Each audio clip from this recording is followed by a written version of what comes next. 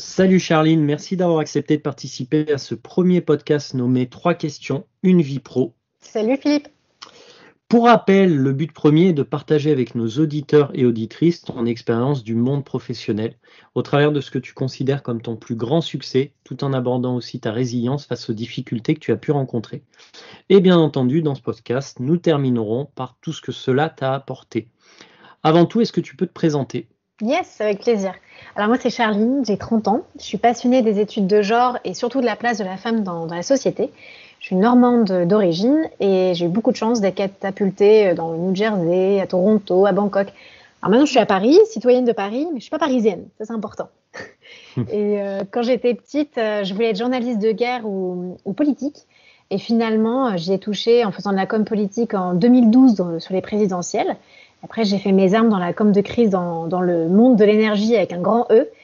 Finalement, surprise, en fait, c'est le numérique et le logiciel et surtout les gens qui bossent dedans qui m'ont embarqué dans leur navire. Et comme j'adore bosser avec ces gens-là, pendant 3 ans, c'est ce que j'ai fait chez un éditeur de logiciels d'un grand énergéticien. Et puis aujourd'hui, chez Microsoft, en tant que nouvelle arrivée du confinement, on va dire, aux relations développeurs. Eh bien écoute, belle intro. Alors, quel a été ton plus grand succès ? Le plus grand succès, super question.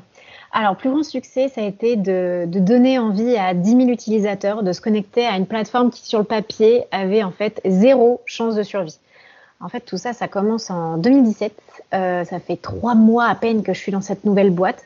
Donc, c'est le fameux éditeur de logiciels de l'énergie dont je te parlais tout à l'heure. Et là, tu sens que l'été arrive, les collègues commencent à disparaître à la plage, il fait super chaud, on est dans le 9e rue de Londres. Je me dis, c'est le moment parfait pour faire un petit plan de formation tech. Parce que je te rappelle qu'à l'époque, en fait, moi, je ne sais même pas ce que c'est qu'une API. Donc, je pars de loin. Et je remarque mon manager, qui est le directeur de l'entité, qui est de l'autre côté du plateau, je sens qu'il cherche quelqu'un. Et là, je sens en fait qu'il cherche moi, tu vois. Et il arrive vers moi et il me dit, Charline, je pars en vacances ce soir, il faut que je te parle d'un projet tout de suite. On se retrouve pendant 2 heures dans une salle où il fait 35 degrés et il me fait le pitch. Voilà, je veux lancer une plateforme où tous les employés du groupe, partout dans le monde, pourraient partager leur appli, leurs projets numériques, des morceaux de code, de design, et où chacun pourrait profiter en fait pour faire du reuse. Là, gros blanc, c'est quoi le reuse ? Ouais. Alors en gros, ton projet, c'est comme GitHub, si je devais le résumer. Ouais, c'est exactement. Aujourd'hui, j'ai envie de te dire, oui, c'est comme GitHub, mais à la base, je suis pas du tout technique. Donc en fait, il a pris plus de temps pour m'expliquer, et finalement, c'est un problème que tout le monde comprend. On veut pas refaire 2 fois le même produit pour des questions d'économie évidentes, pour protéger l'énergie humaine, des ressources, et aussi, et c'est ça qui me touche particulièrement, c'est la force de la collaboration, de l'intelligence collective, et surtout dans un monde politique, tu vois, qui est très clanique, qui est très fédéral. Donc ça fait tilt parce que moi, j'adore être un pont utile entre les gens. Alors, j'aime bien la métaphore du pont. En somme, une de tes facettes, c'est de relier les gens entre eux, d'être le pont entre 2 berges. Oui, alors c'est ce que je préfère faire, c'est vrai, et c'est là où je trouve ma valeur. Mais bon, comme dans toutes les bonnes histoires, tu sais, il y a toujours un petit hic, un petit challenge. Et finalement, ce nouveau directeur remplace l'ancien. Et le nouveau directeur n'y croit pas trop, tu vois. Il vient d'arriver et je le comprends. Il a envie de montrer la valeur de la maison et il se dit, c'est une plateforme de reuse. Est-ce que ça va me ramener des billets ? Est-ce que finalement, c'est pas juste de la com ? Et finalement, le succès, c'est pas seulement parce que tu as 10 000 utilisateurs dans 70 pays, mais en fait, c'est la résilience, c'est l'adaptabilité face à un rock. Il faut rien lâcher.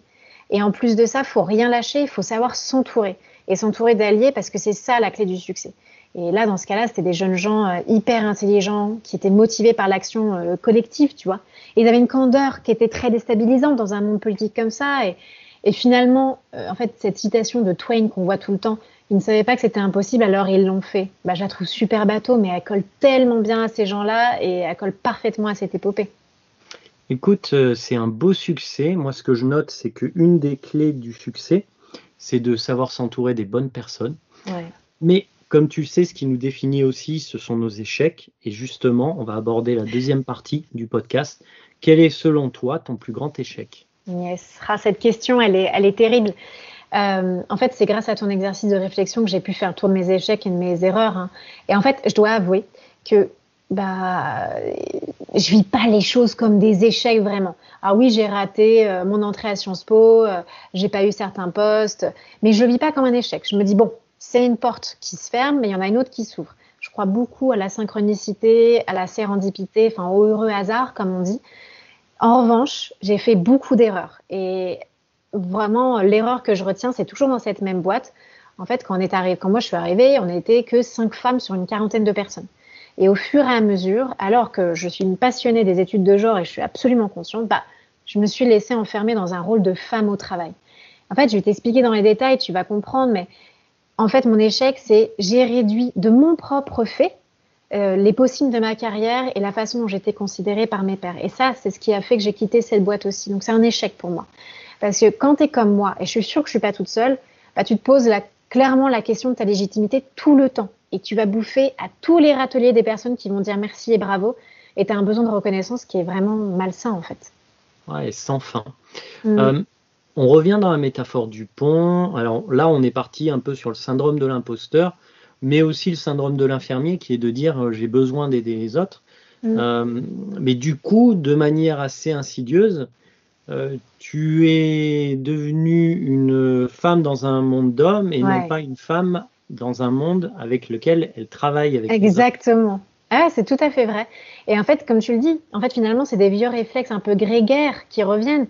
Donc, tu rentres dans un rôle de care, tu deviens la psy de tout le monde, tu deviens la cheerleader de tout le monde. Et en fait, c'était très perturbant parce que on me demandait, mais Charlie, ils sont où les jus de fruits, etc. Et je m'énervais parce que, en fait, je devenais clairement un espèce de cliché parce que oui, j'étais féministe et oui, je le faisais savoir, mais en même temps, je prenais soin de mes collègues. Donc, quand je les aidais sur le plan émotionnel et humain, je leur donnais en fait la sensation que c'était mon rôle de prendre soin d'eux. Et c'est ça l'échec. Je me suis laissée passivement déterminer par mon genre et j'étais ultra révoltée à longueur de temps. Donc, c'est une schizophrénie constante qui est vraiment inutile. Ouais, écoute, je te comprends totalement, même si je vis pas forcément les mêmes choses puisque je suis de l'autre côté, même si on devrait être du même côté tous et toutes. Mais de cet échec et de ce succès, quel apprentissage tu en as fait au final? Ça prend du temps de ressortir ça et de le voir comme un apprentissage. C'est très personnel et finalement, le point déterminant, c'est nos croyances limitantes. Et encore une fois, j'appelle toutes les femmes à être vigilantes là-dessus et à en prendre conscience parce que tout ça, ça vient de l'enfance. On te dit, fais plaisir, sois gentille. Et c'est un impact super fort dans ta vie pro. Et il faut être ultra vigilante là-dessus parce qu'on ne veut pas de ça. On ne veut pas vivre comme ça. Donc, je veux pas être la nana qui, le matin, arrive avec son casque AC/DC à fond dans les oreilles et qui se dit que sa seule réussite, c'est d'avoir été douce et gentille avec un collègue. Donc, j'avais besoin d'un bon coup de pied aux fesses et finalement de me retrouver dans un environnement où on attend autant de moi que d'un homme.